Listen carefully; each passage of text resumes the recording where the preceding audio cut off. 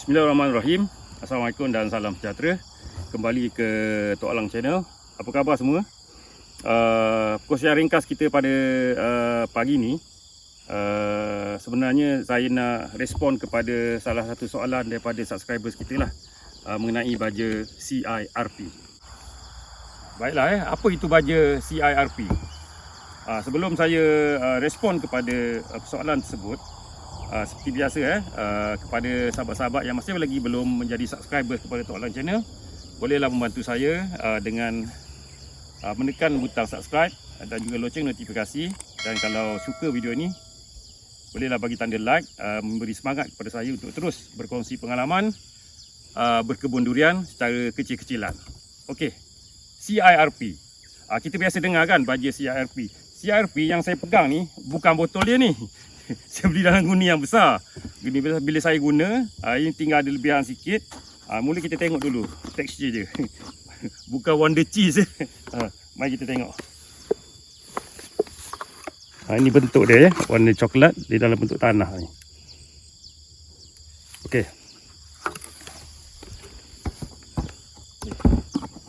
Orang panggil baja CIRP.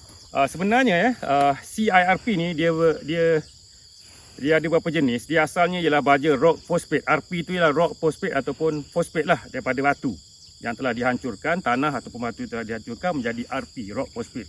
CI itu ialah Christmas Island, Kepulauan Christmas, nama pulau di Kepulauan Pasifik sana, Kepulauan Christmas Island dipanggil.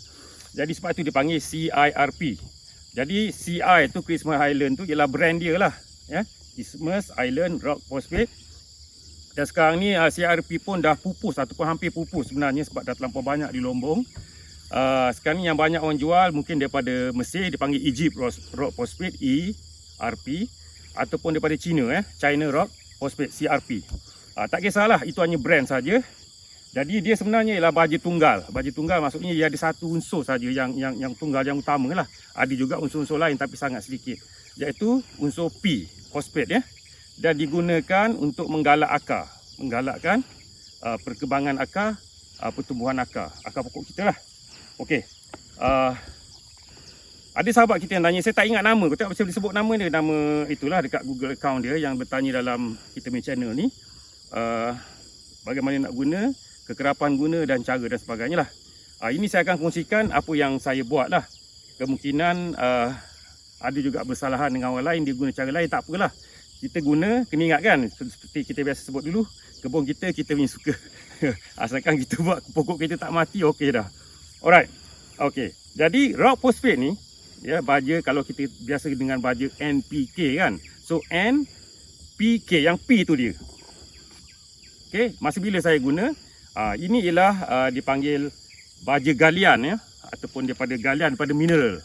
Dia bukan baja kesebatan kimia dan sebagainya. Dia daripada batu ataupun tanah, fosfat yang di Lombong dan dihancur-hancurkan, dia dieksport ke Malaysia lah. Kita tak apa tu, kita tak produce baja ni, semua baja import. Okey, jadi saya guna sebab saya ada share. Saya tak tunjuk video hari ni sebab saya dah ada share video sebelum ni, video penanaman durian semasa kecil. Kita gunakan baja ni sebagai pelapik. Baja pelapik maknanya kita gali lubang, kita masukkan 200-300 gram baja ni dalam lubang, dan bila kita tanam pokok, kita tabur sikit lagi ke atas, sebagai menggalakkan pertumbuhan akar. Itu kerja dia. Jadi selepas itu perlu tak dikubur lagi. Okey, jadi kalau saya tahu, saya pernah terbaca ada orang masih lagi gunakan baja ni semasa dia menanam lah. Tapi saya tak guna dah. Saya guna sekali tu je. Okey, saya guna sekali tu je sebab apabila kita gunakan baja NPK selepas itu, unsur P ni dah ada. Kecuali lah kalau kawan-kawan tu, sahabat-sahabat semua tengok pokok dan kita percaya bahawa pokok tu dia tak naik sebab akar dia lemah dan sebagainya, bolehlah kalau nak cuba bubur sikit pun tak apa, tak mati, sebab dia bukan baja kimia, dia tak panas.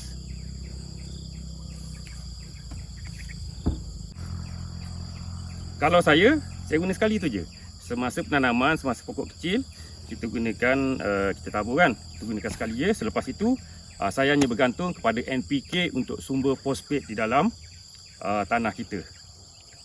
Jadi kalau ada yang kata 6 bulan sekali, setahun sekali, setahun 2 kali dan sebagainya, tu pun saya rasa mungkin tak salah. boleh je bubuh, tapi bagi saya dia redundant, iaitu kita ulang kali menggunakan unsur yang sama. Kalau lebih sangat pun tak guna juga, macam kita makan nasi lah, terlampau banyak lauk pun tak jadi juga. Jadi saya gunakan sekali je semasa penanaman. Okey, saya rasa jelas kan? Kemungkinan salah, kemungkinan betul, tapi itu yang saya amalkan, penggunaan CIRP, Christmas Island Rock Phosphate, baja tunggal, baja untuk akar, penggalak akar. Okay, dan kalau kita nak gunakan baja fosfat ni, mari kita tunjukkan pokok ni. Pokok ni kebetulan dekat kita ni. Musangking ni musangking ni saya pernah tunjukkan masa kita buat pruning dulu. Ingat tak video pruning dulu? Tapi dia sebelah ni kosong sebab ni patah ni. Dah ni patah, saya pun tak tahu sebab apa. Nak kata ada gangguan benda-benda kita tak nampak kan. Jadi kita tak nak tuduh lah binatang-binatang kita tak nampak. Okey. Jadi kita katalah pokok kita begini kan. Katalah pokok besar, tuan-tuan rasa masih nak juga bubuh baja fosfat ni. Cara kita tabur dia, kita tabur macam kita tabur baja NPK juga. Iaitu di kanopi dia, dan kalau boleh kita simbal juga masuk hala ke dalam. Sebab kita nak rawat akar kan, kata kita nak rawat akar. Jadi kita buat macam kita tabur dolomite. Kita buat macam kita tabur dolomite. Jadi kita tabur dekat keliling kanopi, masukkan ke dalam sikit.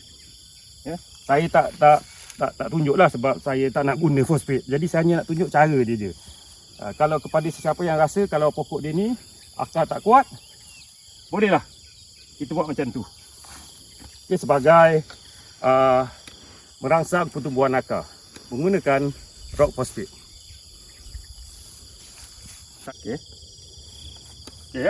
Ini pokok kita yang kecil daripada tadi. Tadi pokok yang besar sikit. Ini pun musangking, pokok yang kecil sikit. Jadi cara kita nak guna pun sama. Kita tabur di bawah, di bawah pokok, di bawah kanopi dia ni, untuk kita galakkan pertumbuhan akar. Jika kita rasa pokok kita ni akar dia lemah, tidak tumbuh dengan betul. Tapi kalau tengok pada pokok kita ni berpucuk dengan cantik, saya rasa kita tak perlu lagi baja fosfat, padan dengan NPK je. Saya rasa jelas kan? Okey. Sekian, assalamualaikum. Bye bye.